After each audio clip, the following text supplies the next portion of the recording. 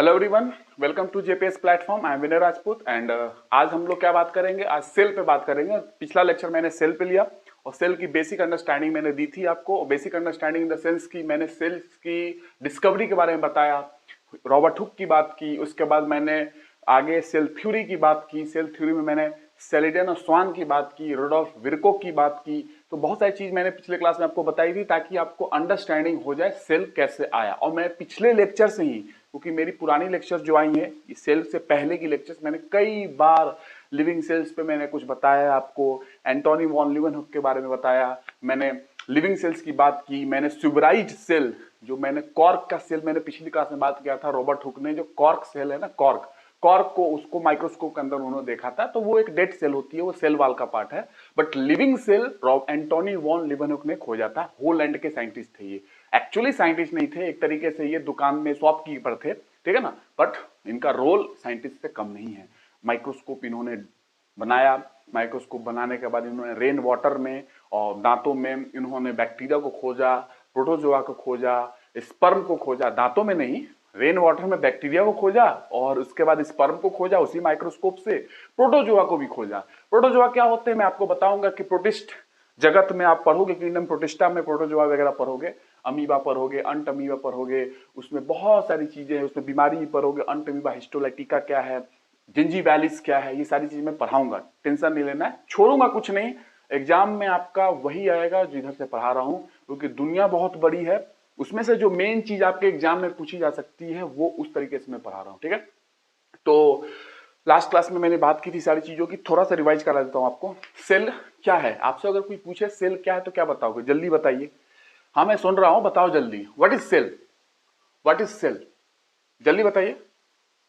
हाँ सुनाई आ रही है मुझे, हाँ बताइए, जल्दी बताइए। सेल क्या है? Cell is the basic unit of life.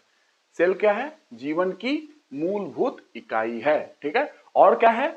Cell मूलभूत इकाई होने के साथ साथ structural and functional unit of life, क्रियात्मक एवं संरचनात्मक इकाई है। मतलब कि पूरी की पूरी स्ट्रक्चर बॉडी इसी से बनी हुई है। आपको मैं थोड़ी सी हिरार्की बता दूं क्या? हायरार्की अगर बता दूं तो आपको लगेगा, फीलिंग और आ जाएगी कि कैसा कैसा क्या है। तो देखो, एक हायरार्की देख लो कैसा है, और वो बायोलॉजिकल हायरार्की दिखाऊंगा। एक इकोलॉजिकल हायरार्की है जिसमें मैं स्टार्ट करूंगा पॉपुलेशन से, इंडिविजुअल से स्टार्ट करूंगा। Population, community, ecosystem, biome, biosphere, इन चीजों की बात करूंगा। और मैं पहले बता दूं लोगों को, अगर जो इन्वायरमेंट इकोलॉजी पढ़ चुके कहीं भी, ठीक है, जब मैं आऊंगा पढ़ाने के लिए, बायोम, बायोस्फीयर, इकोस्फीयर, आपने नाम सुना है बायोस्फीयर एंड इकोस्फीयर? ये दोनों के डिफरेंस मुझे बताओगे आप कि बायोस्फीयर एंड इकोस्फीयर में डिफरेंस क्या होता है। दोनों एक नहीं होते, ध्यान रखिएगा। और जिस जिस हिरार्की में आप इकोलॉजिकल हिरार्की में बायोस्फीयर को सबसे ऊपर रखते हो, जो कि लार्जेस्ट इकोसिस्टम है, वही बायोस्फीयर उस जो अपर हिरार्की, क्या उसमें बायोस्फीयर आना चाहिए कि इकोस्फीयर आना चाहिए? जहां पे आप बायोस्फीयर रखते हो, क्या इंडिविजुअल, एक ऑर्गेनिज्म, उसके बाद पॉपुलेशन, उसके बाद कम्युनिटी, उसके बाद इकोसिस्टम, उसके बाद बायोम, बायोम के बाद जो बायोस्फीयर आप रखते हो, वहां पे बायोस्फीयर रखना चाहिए कि इकोस्फीयर रखना चाहिए? आप बताओगे, दोनों डिफरेंस होती है। मुझे बताओगे, उम्मीद है जरूर बताओगे। और जब मैं आऊंगा इन्वायरमेंट इकोलॉजी लेके तो मैं क्लियर करूंगा biosphere, biosphere, biosphere and ecosphere क्या होता है, ठीक है। दोनों के डिफरेंस क्लियर करूंगा। दोनों सेम नहीं है, लोग कंफ्यूज करते हैं, बहुत लोग ऐसा लगता है कि सेम है, सेम नहीं है। अंडरस्टैंडिंग की कमी है। और इन्वायरमेंट इकोलॉजी उतनी सिंपल सब्जेक्ट है नहीं जितना यूपीएससी में लोगों ने बना के रखा है। क्वेश्चन तो बहुत अच्छे आ रहे हैं, लेकिन अंडरस्टैंडिंग उस तरीके से नहीं दी जाती है, इसलिए इन्वायरमेंट इकोलॉजी के क्वेश्चन लोग सॉल्व नहीं कर पाते हैं अच्छे तरीके से, ठीक है। अगर मेंस में लिखने को आ जाए तो लिंकिंग, क्योंकि इन्वायरमेंट इकोलॉजी के लिए आपको बेसिक अंडरस्टैंडिंग बायोलॉजी की चाहिए, तब जाके आप समझोगे। इकोस्फीयर जब मैं समझाऊंगा, मैं बहुत सारी चीजें आपको कुछ समझाना, यहां से लेके उठा के आपको वो समझाऊंगा इकोस्फीयर, ठीक है ना। बायोलॉजी से मैं कुछ चीजें आपको लेकर चलूंगा वहां पे, तब समझाऊंगा आपको। तो वो चीजें आएगी वहां पे जब मैं इन्वायरमेंट इकोलॉजी पढ़ाऊंगा। तो राइट नाउ अभी मैं आपको क्या पढ़ाऊं?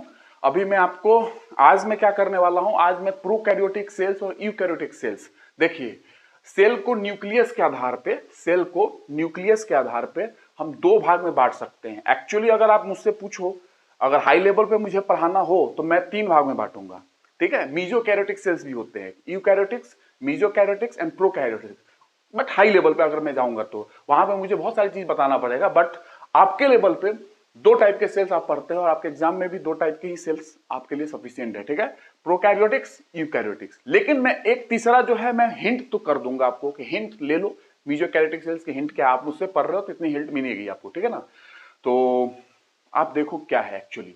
अगर मैं थोड़ा सा हायरार्की बताऊं आपको, हायरार्की, और फिर मैं थोड़ा सा आपको लेके चलूंगा, ये हायरार्की समझ लो। मैं ज्यादा एक्सप्लेन नहीं करूंगा, हल्का सा एक्सप्लेन करूंगा, क्योंकि एक्सप्लेनेशन आपकी ये इन्वायरमेंट इकोलॉजी में बहुत आने वाली है। वहां पे मैं बहुत खोल खोल के एक्सप्लेन करने वाला हूं, क्योंकि वहां पे मुझे इंटर रिलेशनशिप्स की बात करनी है, ऑर्गेनिज्म की इंटर रिलेशनशिप्स, एक दूसरे की जो उनका प्रतिस्पर्धा है ना, कंपटीशन उनका कैसा है, एक दूसरे के साथ कैसे रहते हैं, कैसा व्यवहार करते हैं, पर्यावरण में कैसा व्यवहार करते हैं, किसी ऑर्गेनिज्म से कैसा व्यवहार कर सकते हैं, ठीक है ना। एक पॉपुलेशन में जैसे गाय की एक पॉपुलेशन है, गाय की एक पॉपुलेशन अगर बात करूं, जनसंख्या जिसको आप बोलते हो, वो इन्वायरमेंट इकोलॉजी में उसका रियल टर्म जनसंख्या नहीं है, समष्टि है, समष्टि, ठीक है। और कम्युनिटी का मतलब समुदाय।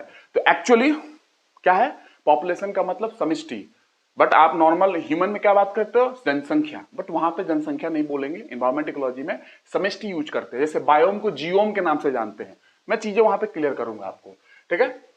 देखिए मैं सेल से स्टार्ट कर रहा हूं, मैं सेल के पहले भी जा सकता हूं, सेल के पहले सेल ऑर्गेनल्स है, सेल ऑर्गेनल्स से ही सेल बनी हुई है एक्चुअली, उसी के अंदर सेल के अंदर आपको सेल ऑर्गेनल्स मिलेंगे, mitochondria, Golgi body.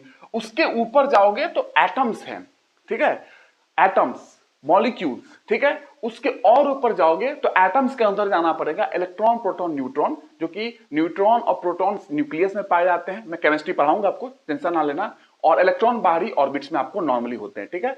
High level पे बात नहीं करूंगा मैं, याद रखिएगा जितने लोग हाई लेवल के पढ़ के बैठे हुए हैं और यूपीएससी की तैयारी कर रहे हैं, इनफैक्ट आप अच्छे फैकल्टी से पढ़े होंगे, आईआईटी के हैं या किसी बड़े बड़े यूनिवर्सिटी के हैं, तो आपको लगेगा, बट इतना ध्यान रखिएगा कि मैं जिस लेवल पे एग्जाम है उस लेवल का रखूंगा।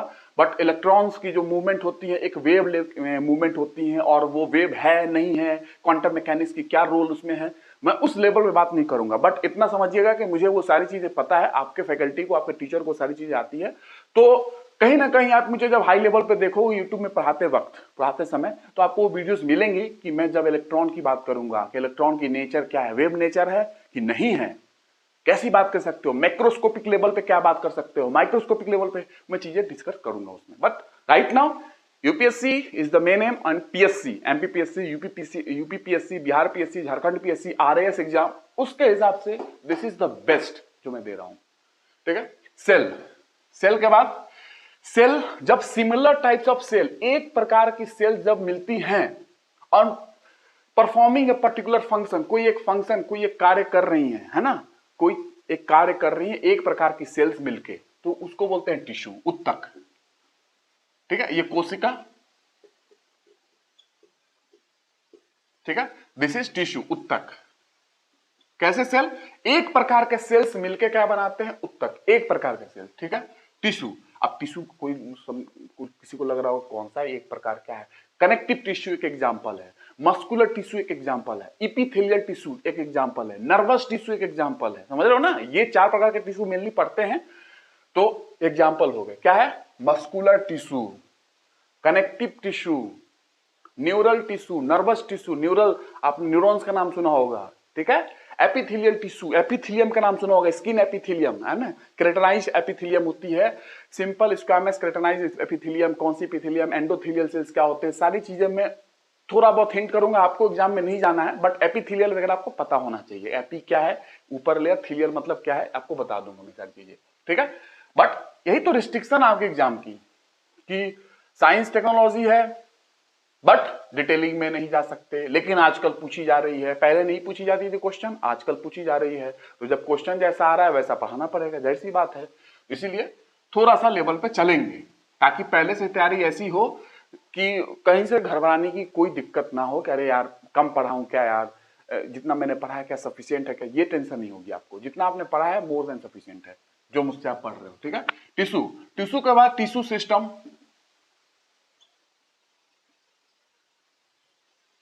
ठीक है, टिश्यू सिस्टम, कनेक्टिव टिश्यू और न्यूरल टिश्यू, नर्वस टिश्यू और एपिथेलियल टिश्यू, मस्कुलर टिश्यू, तो एक सिस्टम बन रही है, ठीक है, सिस्टम। उसके बाद टिश्यू सिस्टम जब बनेगी तो टिश्यू सिस्टम से फिर आगे जब आगे आओगे तो ऑर्गन बनेगी, टिश्यू से बहुत सारे टिश्यू सिस्टम मिलकर ऑर्गन बनाती है, ऑर्गन के बाद आप ऑर्गन सिस्टम पर होगे।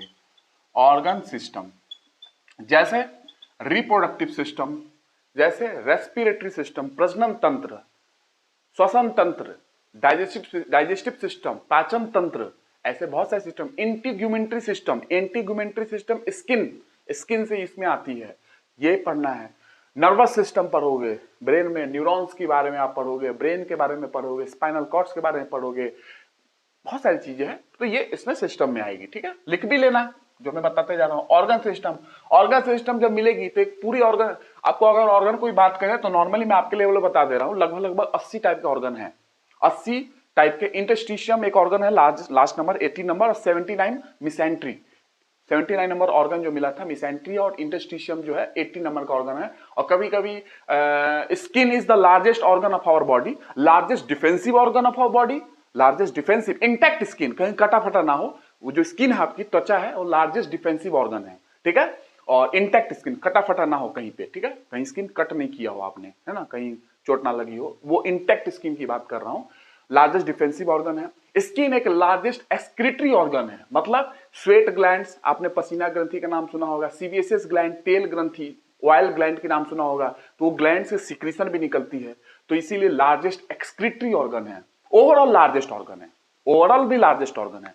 तो largest organ overall skin, largest defensive organ intact skin is the largest defensive organ.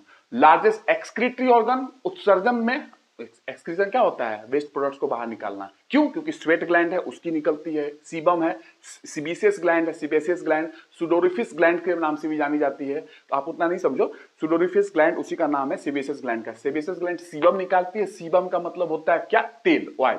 ठीक है, तो वो एक्सक्रीशन हो रही है ना, इसीलिए लार्जेस्ट एक्सक्रीटरी ऑर्गन ही बोलते हैं। लेकिन अगर आपसे कभी पूछ दे कि स्किन ऑप्शन में ना हो, अगर इंटरस्टिशियम ऑप्शन में है, इंटरस्टिशियम, तो वो 80 नंबर का ऑर्गन बॉडी में है, 80 नंबर, टोटल 80 ऑर्गन है। ठीक है, और इस डेटा पे आप ध्यान रखना, 80 नंबर ऑर्गन है, और ये नए ऑर्गन भी मिल सकते हैं। करंट अफेयर में अगर कोई नया ऑर्गन मिल गया तो ये मत कहना सर ने 80 ऑर्गन बता दिया था, बट राइट नाउ इतने जल्दी ऑर्गन नहीं मिलते हैं।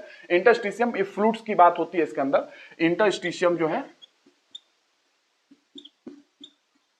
ठीक है, ये 80 नंबर ऑर्गन है, और कभी कभी इसको लार्जेस्ट ऑर्गन का भी दर्जा दिया गया है। ठीक है, स्किन के बाद, अगर स्किन ऑप्शन में ना हो और एग्जामिनर ने करंट के हिसाब से अगर डिजाइन किया तो ये आंसर होगा largest organ of the body. ठीक है, ये क्या होती है मैं आपको बता दूंगा, अभी वो समय नहीं आया है ताकि इसका मैं आपको जानकारी दूं।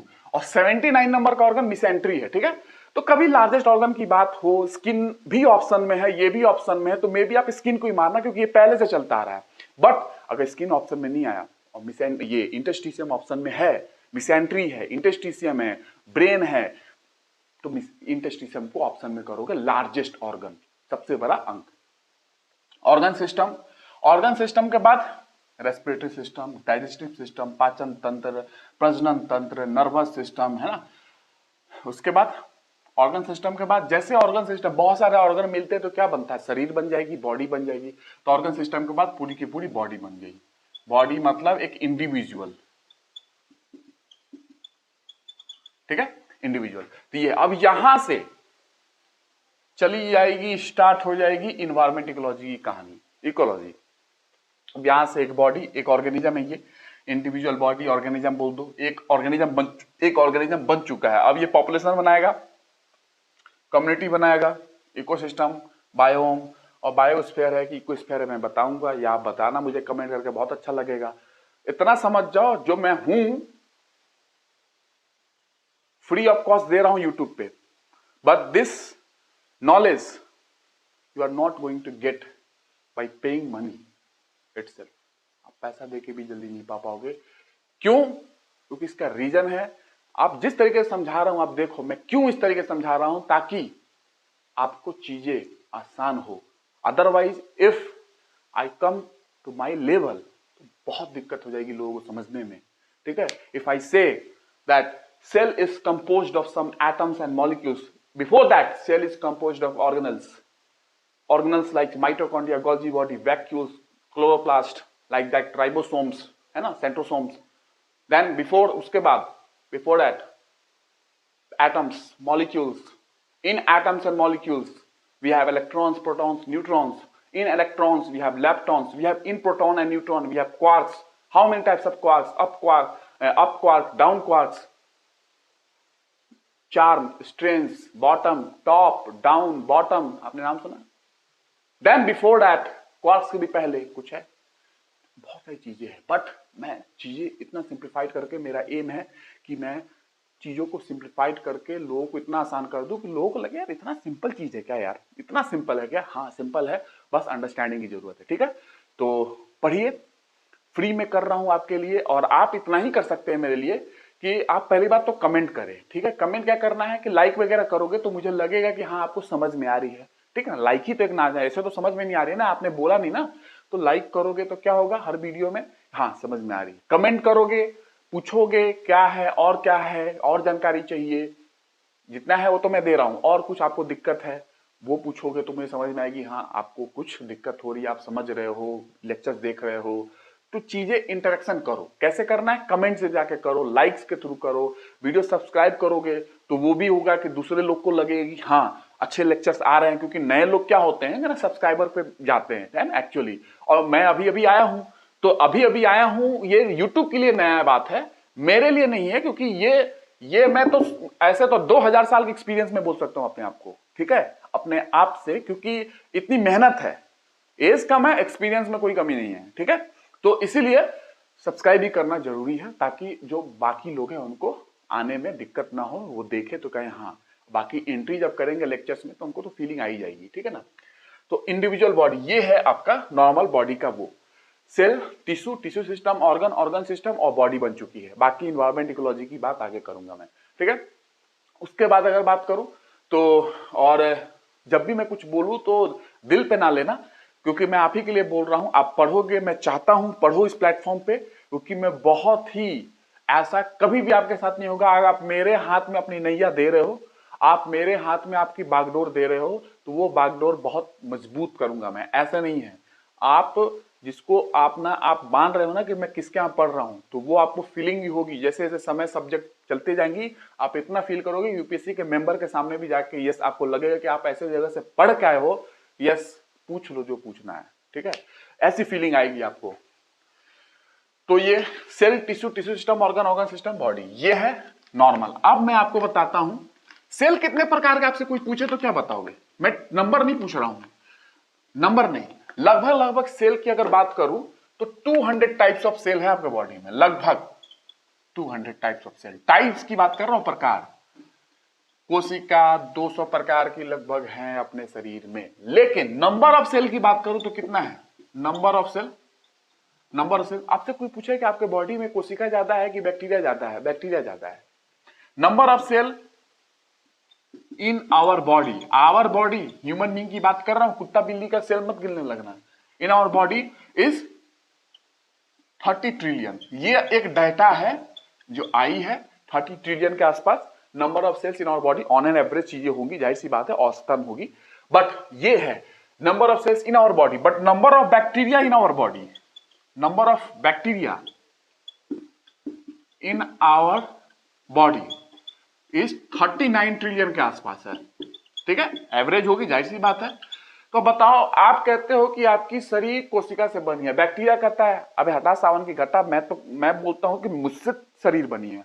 बैक्टीरिया 39 ट्रिलियन है और सेल जो है 30 ट्रिलियन है आपकी बॉडी में। तो बैक्टीरिया कहता है कि सेल कैसा भैया, बॉडी तो मेरे से बनी है। बैक्टीरिया कह रहा है बॉडी तो मेरे से बनी है, सेल बॉडी 39 ट्रिलियन।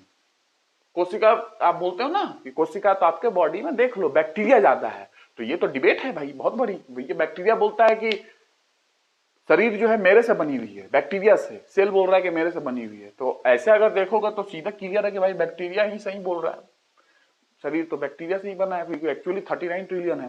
ठीक है, ये एक डेटा है। लेकिन अगर मैं एक पर्टिकुलर बॉडी के हिसाब से बात करूं कि एक इंडिविजुअल बॉडी की, क्योंकि हर किसी का मास अलग है, वेट अलग है ना, हर किसी का एक्चुअली मास अलग है ना, एक्चुअली हर किसी की मास अलग है। ठीक है, केजी कितना, केजी ये कितना, केजी वो इतना, केजी। लोग से पूछते वेट, फिजिक्स में इतनी गड़बड़ है लोगों को, पूछो वेट 30 केजी। अरे वेट 30 केजी कब से होने लगा भाई? मैं फिजिक्स पढ़ाऊंगा, चिंता ना करो। वेट 30 केजी कब से होने लगा? वेट 60 केजी कब से होने लगा? वेट की यूनिट केजी कब से होने लगी? वेट की यूनिट न्यूटन होती है। Weight is the force due to gravity, but KG is the mass, द्रव्यमान। Mass is a scalar quantity, weight is a vector quantity. सदिश अदिश राशि मैंने बहुत पढ़ाया है, अभी नहीं, आप लोग नहीं पढ़ाया है, मैंने इंजीनियरिंग में पढ़ाया है, वहां पे लोग देख रहे होंगे, आप लोगों को पढ़ाऊंगा मैं जितनी आपकी जरूरत है। तो मास जो है, आपसे जब कोई वजन पूछे तो आप वजन क्या बताओगे? मास केजी में बताओगे तो ये गलत है, ये मास है आपकी, केजी मास की यूनिट है, वजन वो वेट का यूनिट है। वजन कोई पूछे तो वो वेट है, एक्चुअली वेट न्यूटन में बताते हैं कि कितना वेट है भैया, तो इतना न्यूटन। तो वो मास में जी, स्मॉल जी जो होती है ना, acceleration due to gravity 9.8 metre per second, उससे मल्टीप्लाई करके जब आती है ना मास से, तब जाके न्यूटन बनती है, तब जाके वेट बोलते हैं। बट नॉर्मली आम बोलचाल के भाषा में लोग गलत बोलते हैं। कितना केजी है? 70 केजी। अरे भैया, मतलब कितना वजन है? 70 केजी। तो वजन केजी में नहीं होती है, मास केजी में होता है। आपका द्रव्यमान 70 केजी है, वजन नहीं। वजन निकालना है तो 70 केजी में 9.8 का गुणा करो, तब जाके न्यूटन में वजन आती है। ठीक है, तो मैं चीजें क्लियर करूंगा आपको धीरे धीरे फिजिक्स में। तो ये क्या है, नंबर ऑफ, अगर मैं नॉर्मल बात करूं, number of cells in our body, और ये किसी भी बॉडी का आप ले सकते हो। आप अपना, मेरा, किसी का भी, आप अपना वजन मास बताओ कितना है, तो वेट इन केजी, कुछ वो क्या बताऊं, वेट इन केजी, क्या कहते हैं, बायोलॉजी की बुक्स वगैरह में कुछ लोग पढ़ा भी देते हैं वेट इन केजी। तो आपका जो मास है ना, मास किसमें? केजी। वेट इन केजी जहां भी लिखा है गलत है यार, वेट केजी में नहीं होता है, ठीक है ना। वेट एक वेक्टर क्वांटिटी है, ठीक है ना। वेट न्यूटन में उसकी बात की जाती है। मास को ग्रेविटी जी से मल्टीप्लाई करोगे ना, acceleration due to gravity 9.8 metre per second square, तब जाके वेट बनती है, ठीक है। तो आपकी जितनी मास है किसमें? केजी में। तो कोई होगा 60 केजी, 70 केजी, वो ठीक है। Into 10 to raise to power 15 cells होती हैं बॉडी में, जनरल। इन जनरल अगर बात करूं, मैंने एक ऐसी बात कर दिया है कि ये आपको 30 ट्रिलियन है, ठीक है। डेटा के हिसाब से जो रिसर्च पब्लिश होती है उस हिसाब से मैंने बताया, तो इस हिसाब से बैक्टीरिया ज्यादा है बॉडी में आपके, ठीक है। Number of cells in our body, एक मतलब कैलकुलेट करने की बात करो कि आपके में कितना सेल है, तो आपका मास रखो, मल्टीप्लाई करो 10^15, उसमें कितना सेल है, तो तू बता भाई आपका मास कितना है? 70 केजी, ठीक है। मास 70 केजी, ठीक है, मल्टीप्लाई करो, तो आपके बॉडी में सेल्स की संख्या पता चल जाएगी। तो ये एक एग्जैक्ट टाइप का तरीका है, ये एक डेटा है, ठीक है। तो ये आप ध्यान रखोगे। ऑन एन एवरेज बात की जा सकती है, आप समझ सकते हो कि बॉडी के सेल्स को मेजर करना डिफिकल्ट चीज है, ठीक है, एग्जैक्ट चीजें को मेजर करना, ठीक है। तो ये आप ध्यान रखोगे। 200 टाइप्स ऑफ सेल्स हैं। आप सेल्स को बताने की जरूरत नहीं है, बहुत सारी सेल्स होती है, न्यूरॉन सेल्स होती है, मास्ट सेल होती है। मास्ट सेल हिस्टामिन रिलीज करती है, एलर्जी में बताने वाला हूं, वीडियो आने वाली शॉर्ट्स में। मास्ट सेल्स के द्वारा हिस्टामिन रिलीज होता है, हिस्टामिन के कारण बॉडी में एलर्जिक रिएक्शंस होते हैं, है ना। मैं चीजें बताऊंगा। तो अलग अलग प्रकार की सेल्स होती हैं। मस्कुलर सेल्स है, न्यूरल सेल्स है, नर्वस टिश्यू आपने सुना होगा, तो न्यूरल सेल्स है, मास्ट सेल्स हैं, अलग अलग प्रकार के सेल्स है, इपिथेलियल सेल्स है। तो आप नंबर ऑफ सेल्स कितना है ध्यान रखोगे, पूरा पूरा आप 200 के आसपास आपके पास सेल है, ठीक है। ये हो गए। अब मैंने पिछली क्लास में आपको बताया था, पिछली क्लास में क्या बताया था आपको? सेल के बारे में। तो एक बार आपको थोड़ा और बता दूं क्या? आप भी कहोगे कि हाँ कुछ तो और बताया सर ने, ठीक है। तो क्या बता दूं? सेल में हमने जो बताया था ना आपको, सेल थ्योरी, सेलेरियन और स्वान ने, आपको नहीं बताना चाहिए। ऐसा नहीं कि आपको हर्जा कर जाएगी, ठीक है ना, डायरिया हो जाएगा, ऐसा कुछ नहीं है। ऐसा है कि लोग बताते नहीं है आपको, ठीक है, क्योंकि ये स्टडीज की बात है। तो मैं थोड़ा सा आपको हिंट कर देता हूं। एक्चुअली सेल थ्योरी की बात करूं ना, एक फ्रेंच साइंटिस्ट थे, ड्यूट्रोचैट एक फ्रेंच साइंटिस्ट थे। उन्होंने पहली बार हिंट किया था सेल थ्योरी की, पहली बार, कि जो टिश्यू होता है ना, वो यूनियन ऑफ सेल, कोशिकाओं से ही मिलकर ही बनता है। मैंने बताया ना भाई, कोशिकाओं से मिलकर ही टिश्यू बनती है। वो पहली बार हिंट किए थे, लेकिन एक्चुअल जो फॉर्मुलेशन सेल थ्योरी की हुई वो सेलिडन एंड स्वान ने किया था। मैंने पिछली क्लास में आपको बताया था। लेकिन हिंट किसने किया था? ड्यूट्रोचैट फ्रेंच साइंटिस्ट, उन्होंने हिंट किया था क्या, कि जो कोशिकाएं होती हैं वो एक्चुअली यूनियन, जो उत्तक होते हैं ना, उत्तक टिश्यू जो मैंने बताया, वो यूनियन ऑफ सेल्स, कोशिकाओं का ही समूह होता है, ऐसा उन्होंने हिंट किया था बेटी। लेकिन सेल थ्योरी की जो फॉर्मुलेशन की जो क्रेडिट जाता है ना, वो सेलिडन एंड स्वान को जाता है, ठीक है। तो थोड़ा सा और हिंट कर दिया मैंने आपको। अब देखो, मैंने बताया था आपको लार्जेस्ट सेल, पहले स्मॉलेस्ट देखो, स्मॉलेस्ट सेल, ठीक है। और ये जो भी है इसमें विदाउट सेल वाल नहीं है इसमें, मतलब कोशिका भित्ति नहीं है। हिंदी में लिख लेना, कोशिका भित्ति नहीं है। स्मॉलेस्ट सेल सबसे छोटी किस कोशिका, मैंने क्या बताया था, अगर आपके पास बच्चा आए 6 महीने का तो क्या करोगे, पहले बात किसी तो करोगे ना, जाहिर सी बात है, पप्पी तो लोगे, तो उसका नाम ही है पप्पी लो, PPLO। इसी का नाम है माइकोप्लाज्मा, इसी का नाम है मॉलिक्यूट लाइक ऑर्गेनिज्म। आपसे ये वाला तो नहीं पूछेगा, ये सब चीज पूछ सकता है, मॉलिक्यूट लाइक ऑर्गेनिज्म, ठीक है। इसी का नाम है फ्राइड एग कॉलोनी, इसी का नाम है बोतल ऑफ कोको कोला। और ये मत पूछना क्यों है इसका, क्योंकि ये आपको मैं बता रहा हूं, यही ओवर कर रहा हूं, बट कभी अगर मजाक के तौर पे, क्योंकि है तो नाम, और एग्जामिनर ने अगर दिल उसका मन किया कि ये नाम से पूछो इसका क्वेश्चन, तो शायद लोग कंफ्यूज हो जाएंगे कि यार ये क्या है यार, बोतल of Coca Cola. Fried egg colony इसलिए बोलते हैं, चलो थोड़ा सा बता देता हूं आपको। ये तो मैंने समझाया पप्पिलो, ये pleuropneumonia like organism, pneumonia kettles वगैरह में हुई थी, तो वहां से लंग्स के पास फ्लूट थी, लंग्स जो है ना फेफड़ा, वहां से फ्लूट से ये निकाला गया था, है ना, कैटल्स वगैरह में, तो वहां से नाम आया है प्लूरोनिमोनिया लाइक ऑर्गेनिज्म। निमोनिया है ना, pneumonia. Mycoplasma mollicute like organism, fried egg colony. अंडा होता है ना, अंडा के बीच भाग क्या होता है, योक, पीला पीला, तो इसमें भी ऐसा है, अंदर का भाग कुछ अलग, बाहर का भाग कुछ अलग, इसलिए फ्राइड एग कॉलोनी बोलते हैं इसको, ठीक है। बोतल ऑफ कोको कोला भी बोलते हैं।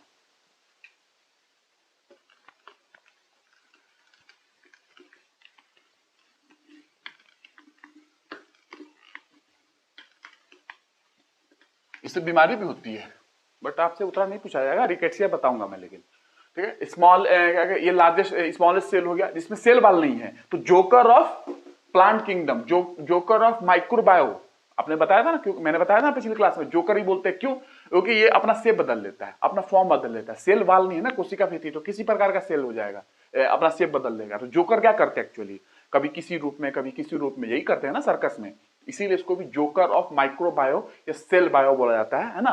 और कहीं कहीं आपको जोकर ऑफ प्लांट किंगडम भी बोला जाता है, क्योंकि इसको पहले प्लांट किंगडम का वो मानते थे, ठीक है, ऐसा भी लिखा गया है। बट आप याद रखोगे joker of cell bio, cell biology, और जोकर ऑफ माइक्रोबायोलॉजी। और माइक्रोबायोलॉजी जो वाला जो टर्म है ये ज्यादा सही है, जोकर ऑफ माइक्रोबायोलॉजी वाला टर्म ये ज्यादा सही है, क्योंकि छोटा है ना, तो माइक्रो से इसीलिए ज्यादा सही माना गया है। तो जोकर ऑफ माइक्रोबायो और जोकर ऑफ सेल बायो, ये भी इसका नाम है। तो इतने नाम आपको पता चल गया, कभी क्वेश्चन आएगा तो हो जाएगी सॉल्व। ये शायद आप इस चैनल पे पहली बार है तो इस लेवल में मैंने इतने नाम बता दिया है, क्योंकि ये बुक्स में है भी नहीं, बहुत बुक्स में नहीं मिलेगा आपको, ठीक है ना, बहुत सारी बुक्स में आपको नहीं मिलेगा। लार्जेस्ट सेल, ठीक है, ऑस्ट्रिच एग, मैंने ये हिंट किया है बहुत बार ऑस्ट्रिच के बारे में, और मैंने ईमू के बारे में बताया था। जो लोग मैंने पिछले लेक्चर देखे हैं सेल से भी पहले वाला, वो मुझे बताएंगे लिख के कि मैंने क्या बताया है ईमू के बारे में, और सेल के बारे में मैंने क्या बोला था, लार्जेस्ट सेल किसका क्या कैसा, आप बताओगे मुझे, ठीक है। ऑस्ट्रिच, इतना तो आपको करना पड़ेगा, ऑस्ट्रिच एग, ठीक है। शुतुरमुर्ग, और शुतुरमुर्ग की मैं अलग से वीडियो बना के शुतुरमुर्ग की क्वालिटी बताने वाला हूं, है ना, शॉर्ट वीडियो में मिलेगी आपको। ऑस्ट्रिच एग, ठीक है, लार्जेस्ट सेल है। और उसके बाद लार्जेस्ट सेल, उसके बाद अगर बात करूं स्मॉलेस्ट सेल की बात करें, तो स्मॉलेस्ट सेल कौन सा होगा, वो भी ह्यूमन का, smallest human cell, smallest human cell,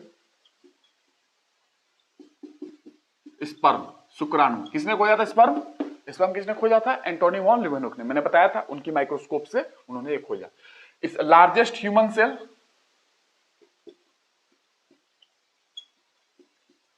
ovum, है ना, ओवम किसका, फीमेल का एग जो होती है ना उसको ओवम बोलते हैं, तो लार्जेस्ट ह्यूमन सेल ओवम है, ठीक है, ये ध्यान रखोगे, लार्जेस्ट ह्यूमन सेल फीमेल की ओवम, है ना। तो ओवम क्या होती है, आपको ये नहीं पता है तो रिप्रोडक्टिव सिस्टम में बताऊंगा। ओवम को एग भी बोलते हैं, ओवा भी बोलते हैं, और वहां पे क्लियर होगी। But largest human cell, Hindi में कोई दिक्कत तो नहीं है ना, बड़ी मानव कोशिका, सबसे छोटी मानव कोशिका, सबसे बड़ी कोशिका, ऑस्ट्रिच, शुतुरमुर्ग का अंडा, शुक्राणु, ओवम, अंडा, ठीक है, ये हो गया। उसके बाद अगर बात करूं तो और क्या है, तो और इसमें यह है कि लॉन्गेस्ट प्लांट सेल क्या है, ठीक है, और स्मॉलेस्ट प्लांट सेल क्या है, और लार्जेस्ट यूनिसेल्युलर प्लांट क्या है। बहुत ऐसे टर्म है, लेकिन आपको कुछ ही चीज आपको यहां पे जानना है। तो लार्जेस्ट सेल कौन सा है, human cell, largest human cell. आपसे कोई पूछे तो बताओ लार्जेस्ट ह्यूमन सेल कौन सा सेल है, लार्जेस्ट ह्यूमन सेल, ओवम बताओगे। स्मॉलेस्ट ह्यूमन सेल, स्पर्म बताओगे। लॉन्गेस्ट ह्यूमन सेल कौन सा है, लॉन्गेस्ट ह्यूमन सेल, पता है, लॉन्गेस्ट मैंने लंबाई की बात की है, लार्जेस्ट मतलब अलग चीज होता है, लार्ज साइज से बात करती है, लॉन्गेस्ट लंबाई से बात करती है। तो लॉन्गेस्ट ह्यूमन सेल कौन सा होगा, लॉन्गेस्ट ह्यूमन सेल बताओ, लॉन्गेस्ट, सबसे लंबी मानव कोशिका, पूरी उसी की खेली होती है बॉडी में, उसके जाल बिछे हुए हैं, न्यूरॉन्स, तंत्रिका तंत्र वगैरह, नर्वस सिस्टम वगैरह पर हो गया, न्यूरॉन्स की बात कर रहा हूं, ठीक है। तो ये लॉन्गेस्ट ह्यूमन सेल है। और लॉन्गेस्ट प्लांट सेल कौन सी होती है, लॉन्गेस्ट प्लांट सेल, प्लांट में, पौधा में लॉन्गेस्ट। हिंदी मीडियम कोई दिक्कत नहीं होगी, इसलिए मैं नहीं लिख रहा हूं, ओवर चीज लिख के टाइम क्यों बर्बाद करूं। लंबी पौधा की कोशिका, लंबी, ठीक है, ये लंबी मानव कोशिका, ठीक है।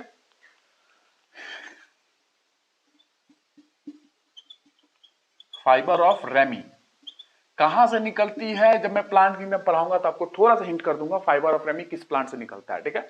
फाइबर ऑफ रेमी, एक जूट फाइबर भी होता है, आपने सुना होगा, जूट और बोरा वगैरह आपने सुना होगा, चीनी का बोरा पहले भरा जाता था, जूट वगैरह, जूट अब भारत की प्रोडक्शन सबसे ज्यादा है एक्चुअली इसमें। और मैं इसकी हिस्ट्री अगर जाऊं तो मैं उस समय बात कर सकता हूं जब पाकिस्तान का डिवीजन हुआ था, भारत का डिवीजन हुआ था पाकिस्तान में, और ईस्ट पाकिस्तान आपको पता होगा बांग्लादेश की जो पोर्शन बनी थी, वेस्ट बंगाल और ईस्ट पाकिस्तान जो हुआ वो वेस्ट बांग्लादेश बन गया। तो वो चीजें वहां से लिंक है कि कुछ जूट में कुछ प्रॉब्लम आई थी उस समय, ठीक है ना, कुछ इंडस्ट्रीज का पोर्शन शिफ्ट हो गया था, देश में कुछ इंडस्ट्री रह गया, लेकिन जो खेत वगैरह है वो उधर चला गया, ऐसा कुछ भी था, ठीक है।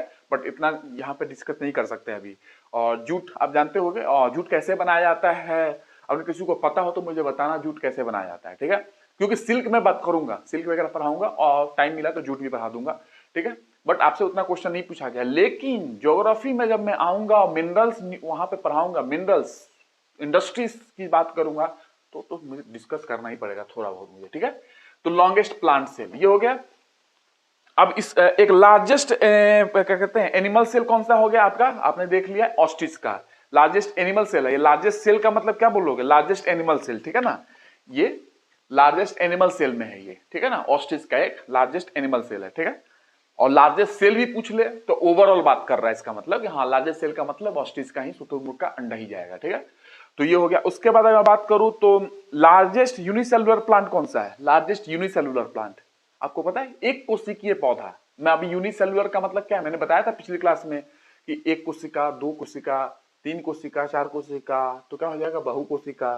तो एक कोशिका यूनिसेलुलर, यूनिसेलुलर में क्या है, ईस्ट इकाई आते हैं, ईस्ट, खमीर वगैरह, फंगस, कवक वगैरह। मल्टी सेलुलर, आप मल्टी सेलुलर हो, बहु कोशिकीय हो, बहुत सारी कोशिका है। कितनी कोशिका है देखो, 30 मिलियन मैंने लिखा, 30 ट्रिलियन लिखा था, और मास से भी मैंने मल्टीप्लाई करके दिखाया, तो बहुत कोशिका है ना, मल्टी सेलुलर बोलते हैं, बहु कोशिकीय।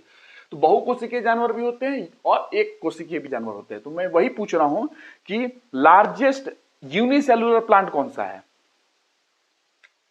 Largest unicellular plant. इस लेवल पे इसलिए बता रहा हूं कि इस प्लांट में बहुत एक्सपेरिमेंट हुआ है, कभी मूड फिरा किसी का तो पूछ लेगा। लार्जेस्ट यूनी सेलुलर प्लांट, एक कोशिकीय सबसे बड़ा पौधा कौन सा है, हिंदी में लिखना, एक कोशिकीय सबसे बड़ा पौधा कौन सा है, ठीक है। एसिटाब्युलारिया,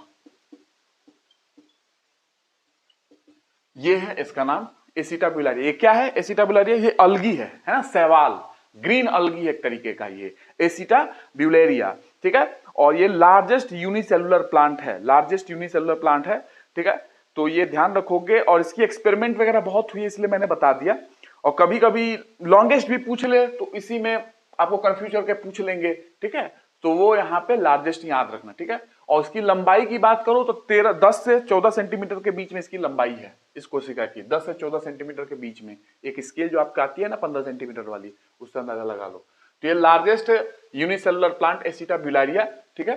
और लॉन्गेस्ट भी बोल सकते हो, लेकिन लॉन्गेस्ट मत बोलो क्योंकि लार्जेस्ट यूनिसेलुलर में ही आता है। ये ग्रीन अलगी है, शैवाल है एक तरीके का ग्रीन, और ये एसिटाब्यूलारिया है। इस पर एक्सपेरिमेंट बहुत हुई है। आप अगर एक्सपेरिमेंट को नहीं सुनो तो अच्छा है, बट बहुत ही काम के एक्सपेरिमेंट ही है ना। न्यूक्लियोसाइटोप्लाज्मिक इंडेक्स की बात की जाती है, न्यूक्लियोसाइटोप्लाज्मिक इंडेक्स, इसी पे एक्सपेरिमेंट किया गया था, ठीक है ना। तो इसीलिए वो आपके काम का नहीं है वो, इसीलिए मैंने इसको बता दिया, क्योंकि एक्सपेरिमेंट बहुत काम की चीजें हुई है इस पे, इसलिए क्वेश्चन पूछी जा सकती है।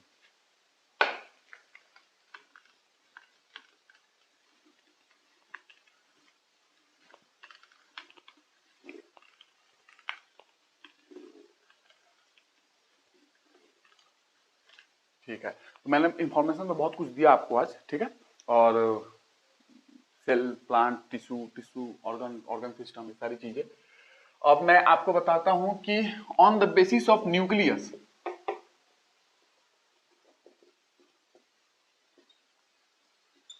ठीक है, on the basis of nucleus cell को कितने भाग में डिवाइड किया गया है?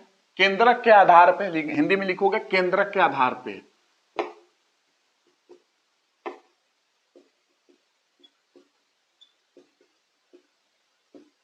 ठीक है। कितने भाग में डिवाइड किया गया है केंद्रक के आधार में सेल्स को?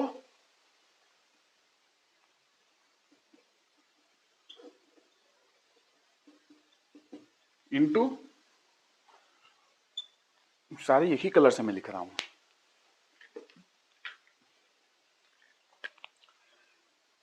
प्रोकैरियोटिक